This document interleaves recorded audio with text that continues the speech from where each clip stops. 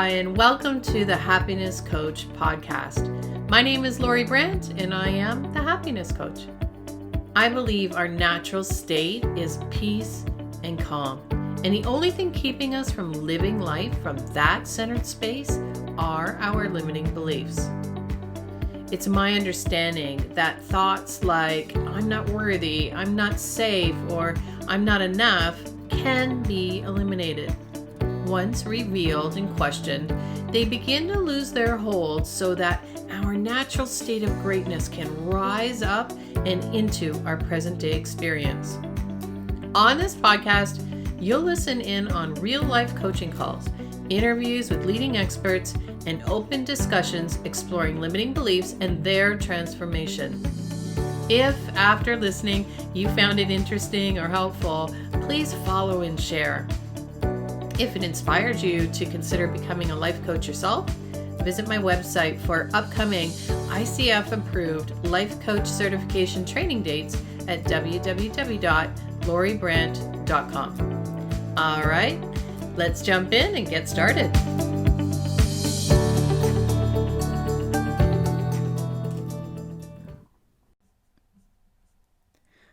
Hi, everyone. On today's podcast, you'll listen in as I work with a return client. What I usually do is review how they did on the actions they agreed to take during the previous session. This client struggled with saying no when people asked her to do something for them, like babysitting, and often found that she would say yes automatically to avoid disappointing them. This often left her feeling resentful, angry, and frustrated. This strategy of saying yes to avoid disappointing others because it made her feel bad was a strategy that she used for years, and it was now an ingrained habit. Like any habit, it will take a conscious effort to change it and to introduce a new, intentional, life-affirming, alternate way to respond.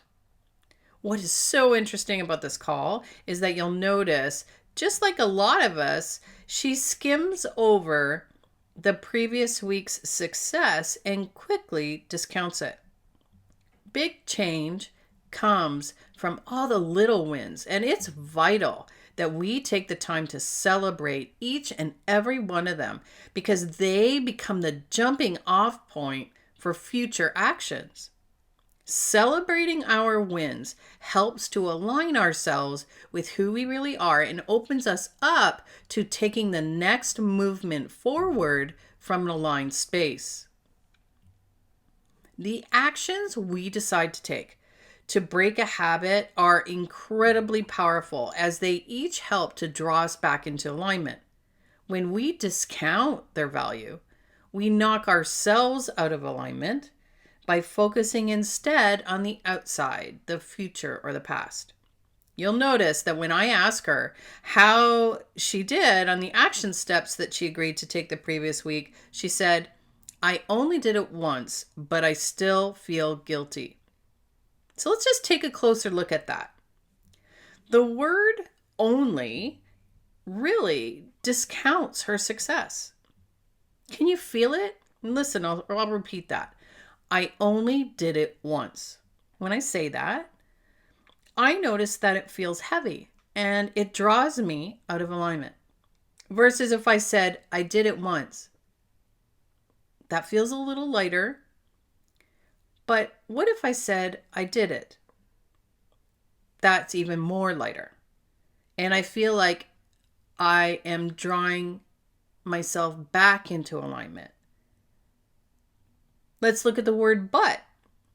The word but really just discounts everything that came before it. I only did it once, but I still feel guilty. So all we're really left with then is, I still feel guilty. The word but feels heavy and it draws me outward.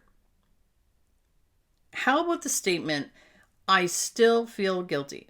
Well, guilty, yeah, it's a given. That feels heavy and it draws me out of alignment.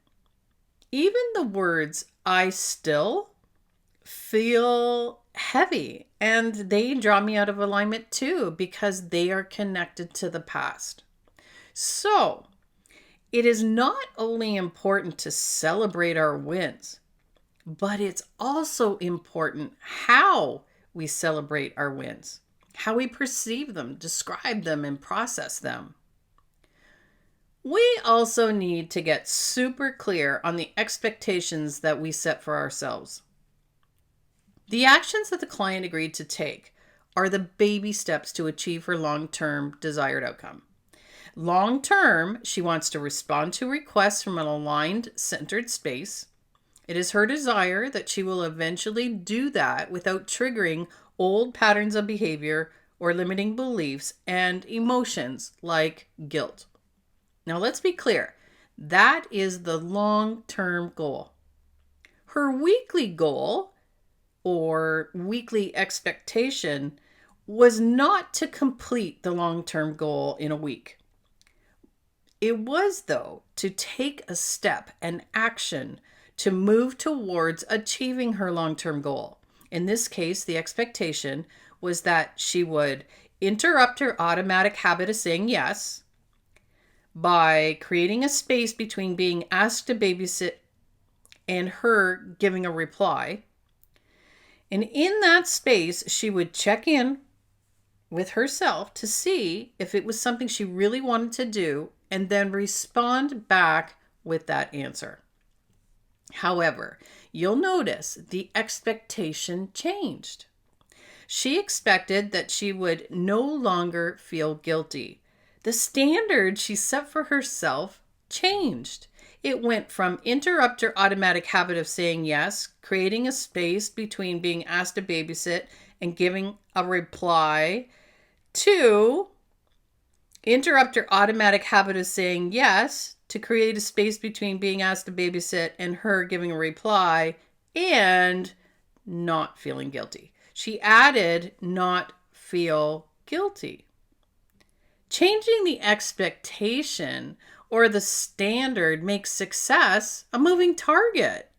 It can keep us in a perpetual state of not good enough. We think that our actions aren't working and we miss the wins. And we ultimately move out of alignment. But let's look at the wins based on the original standard. Instead of looking at the win as she did it once, we can celebrate the win by noticing that she interrupted her automatic habit of saying yes. She created a space between being asked to babysit and giving a reply. She followed through on her action steps towards her goal. That's a win. She made herself and what she wanted a priority. Win. She said no, and doing it once means she can do it. It worked. That's a win.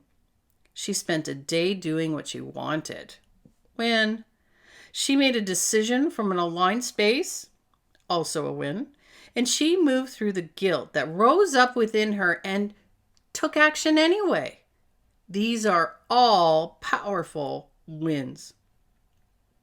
By celebrating them, acknowledging them, feeling them, they become the foundation of the next action step forward. Listen in as I coach this client to celebrate her wins. I'm pretty excited to have you back.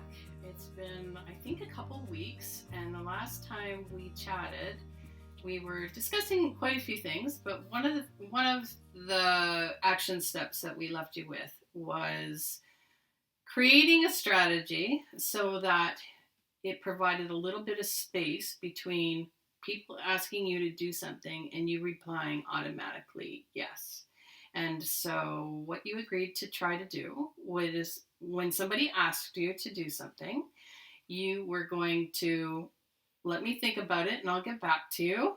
And you were going to go home and check in to see if it was a yes. Yes, I want to do it. It feels good. And if it did, then you were going to say yes. But if it wasn't, you were going to text them and say, I can't do it. Now, if that was difficult, you said that you were going to self-talk and or drive because that usually works for you as well. So how did that go? Well, I think I did it once where I said, no, I can't do it. I don't want to do it. Not that I can't do it, I just don't want to do it. There's sometimes, but I still have a really hard time with that because I feel guilty because I need something. Like this weekend coming up, I'm working. I had the weekend off. Excuse me. I haven't had a weekend off in forever. But somebody said, I really need you to work for me, and I said yes right away. But then 4 other people asked me to do something for them. Obviously, I had to say no because I can't do everything at once. But I felt a little guilty that I couldn't do the things for them that they want. So that's a really hard thing for me because I just feel like I have the time. I'm free.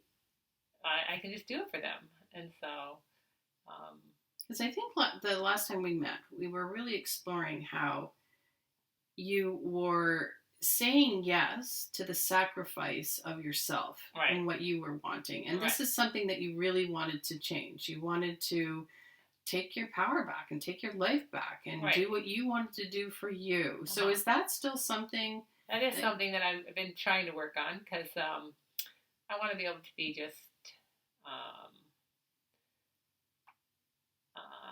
I want to be me. Like I want to be me. I guess I want to be how I used to be when I was younger. If I didn't want to do something, I just said I'm not doing it, and I felt no guilt about it. Nope, I'm not doing it. Where now I feel like I feel a little bit obligated to these people. I don't know why. I don't know them anything, but it's just I just think, well, they can't do what they want because I said no, and so that's hard for me to do that, and so I just think that I'm trying though. I've done it a few times. Said no, sorry, I'm gonna just do nothing this weekend. Just do my own things. I have tried it. I've done it a few times where I've said no. And so, did you go home and say, I'm gonna let me think about it, or let me check, and I'll get back to you? Yes, I did. Yeah. Okay, so tell me about the times that you did that strategy, and did it work? Did it not work? What worked? I think if I take a little bit of time and I think about it, and I went home and I sat and I'm like, do I really want to do this? And then I think to myself, no, I don't really want to do it. And so I'm like, I'm not going to do it. That's amazing. And so I thought that was cool. I don't want to do it. I didn't feel guilty about it. I'm like, oh, well, they can't go to where they want to go or they find somebody else to do whatever they need me to do because I didn't want to do it. So yes, that did happen, I think, once or twice. And I'm like, nope, I don't want to do it. So I just didn't do it. That's amazing. And then you texted them and said, yeah, I said, no, I can't. First I always tell them, I'm going to check my schedule. And I go check my schedule, and there was a time when there was nothing on my schedule, but I just didn't want to do it. And so how was that? It was good. I just had a day to do what I wanted to do. Go shopping, get my hair done or whatever. Something I wanted to do rather than I can't do that because I'm over there doing that. Okay, well that is awesome. That's one more time than you've ever done before, yes. Right? Okay, so let's just really sit in that. So what was it like for you knowing that you honored you? Well, at first, when I first text them back and say, no, I can't do it, then I'm sitting there for a minute thinking, oh, I feel bad because, I feel bad because they're going to not be able to. Then I thought, you know what? They can find somebody else, or I'm not the only person they could ask. Why do they always ask me? They always ask me because they know I won't say no. And so I think they're kind of shocked when I did say no. No, I don't want to. They're kind of like, why? What are you doing? I'm like, nothing. I'm not doing anything. I just don't want to do that this weekend. So, because I don't get a lot of weekends off in this. I don't get a lot of time to myself, especially during the summer, right? Yeah. Okay. So then you say no, and you were honest and clear, and then you get to spend the whole day doing what you wanted to do. All right. So that was good. Yeah. So good. Tell me about that. And I just spent the day with me. I didn't go do anything around the house. I didn't do any renovations. I didn't do anything. I just, okay, what do I want to do today? I didn't go out shopping, buy myself some new clothes, and make myself feel good. Oh, whatever. So yeah, that did work to doing that. Just to take a minute, because I like I said, I'm so quick to say yes, but I like, okay, just take a second and say, I'll get back to you. It's easy, to do it that way. Okay, so that worked. And so what came up, do you think, that prevented you from doing that every time? I think it's just when they ask me and they're like, oh, we really have this thing we have to do, and we really don't have anybody to take care of the kids, or we don't have anybody I need somebody to work for me because I want to go camping, and if I can't, I won't be able to go camping because the year's almost over, it's going to be too cold, and so I start the guilt. I feel guilty, right? And then sometimes I feel angry. I'm doing I'm doing what I'm doing for them, thinking, what the heck am I doing? I should be doing something for me. It's like they're out having fun or they're out doing this, and I'm here doing this. Okay, so what it appears that one of the stumbling blocks is that when they give a very strong case as to why they need you, that seems to tug on your strings a little bit. Right. Yeah. So is that because you feel they have a stronger case than what you have for yourself, or do you just feel like the longer they talk, the harder it is to say, let me check my schedule and I'll get back to you? I think so. I think it's important just to say that immediately. Let me check my schedule, because if I say, if I kind of hesitate a little bit, then I start to get into my heart saying, oh, if I don't do this, they can't do that or whatever. And so I think it's important just to right away, first thing, let me check my schedule, rather than say, I don't know, not even just like get back to you or something. I think the schedule thing, I think, worked for me, because that gave me a moment just like, okay, I want to think about this. So I go in my car and I drive to work, or I drive wherever I need to drive, or I just sit in my favorite chair and I just think about it. And I'm like, nah, I can't do it. So I text them. So that's amazing. Yeah. So I just want to recap what happened. So you took this new strategy, which you really talked for an hour about how you couldn't do this. Right. And what you're telling me is that you did do it. Yes. You absolutely followed through. You gave yourself space. You communicated you couldn't do it. You spent the day on yourself, which is exactly what you wanted. Right. Yeah. That is awesome, because you broke a long-standing pattern and walked through discomfort anyway and did it anyway. That is awesome. Well, it felt good. Yeah. It felt good. At first, it felt a little guilty. Then I was like, no, I don't need to feel guilty about this. It's something that I need. I need this. I need to be able to stand up and say no. Okay. So you are hearing your inner wisdom. You are listening to what it is that you're wanting. You are actually taking action to make it happen. Now, because it didn't work sometimes, that's okay. We're just, that was just the first step. Let's just try it. And now we know now that this can work for you. Right. And what I'm also hearing is that the second part of it, you recognized yourself, is that if you said immediately and didn't give the space for explanations or to plead a case and just said, I hear that you really want me, but I need to go check my schedule and I'll get back to you, that you feel that would help with making it more consistent. Is that what I'm hearing? For sure. Yeah. Okay. For sure. If we're wanting long-lasting change, or if we want to create new life-affirming habits, then we need to create a strong, powerful foundation from which they can grow. That comes from acknowledging, feeling, contemplating, and reflecting on our wins. Alternatively, if we just fluff over them or sit in the what didn't work, then that becomes the foundation of our next movement forward. Our next actions become rooted in heavy, unaligned, outwardly focused, lack-ridden mentality. Chances of us sticking to our plan when it's planted in that is slim to none. So take time to celebrate the wins. Consciously explore all the details of the win. Feel it, breathe it in, sit in it, because taking your next action from a foundation of gratitude and celebration helps to create powerful intention and alignment with your creativity. It will create a strong foundation of support for long-lasting, permanent change and help you to achieve your goals. You've been listening to Lori Brant, the Happiness Coach. If you enjoyed the program, please go to iTunes and follow, rate, or leave a comment. If you're interested in one-on-one coaching, life coach certification, go to my website, loribrant.com, or perhaps even attending our Unleash Your Greatness conference so greatness can reflect back in beautiful Ridgeway, Ontario at the Buffalo Canoe Club on the shores of Lake Erie. You can learn more at www.unleashmygreatness.com.